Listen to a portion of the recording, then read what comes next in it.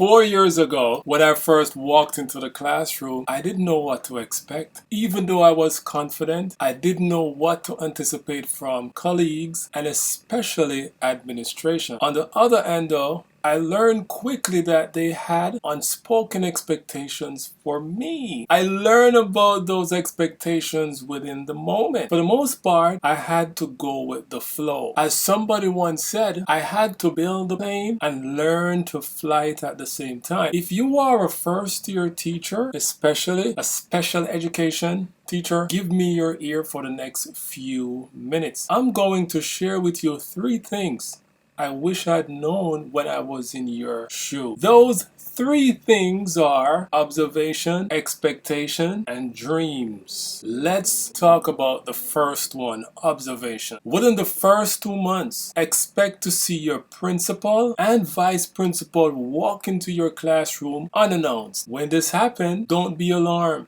Stay calm.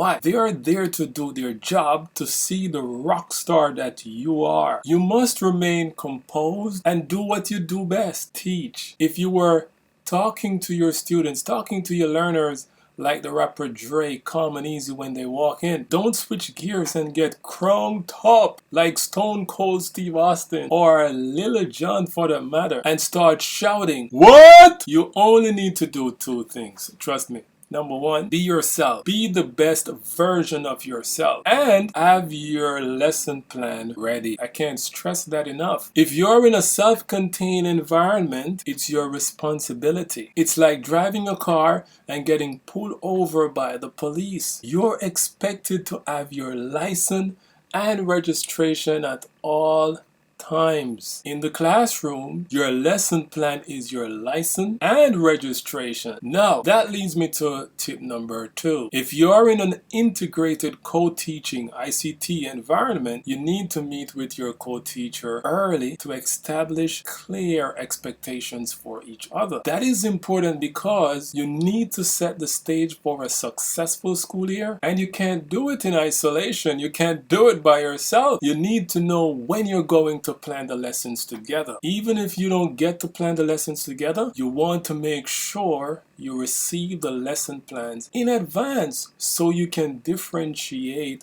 to meet the various needs of your learners. If you're seeing the lesson for the first time as you enter the classroom, that is a problem. You will feel uncomfortable because you are robbing the students of the service you are there to provide. Which brings me to my final tip about dreams. After I met my learners the very first time, I couldn't stop thinking about them. I dream about them for weeks. I couldn't stop. I thought it was abnormal until I speak with my coach, a former vice principal.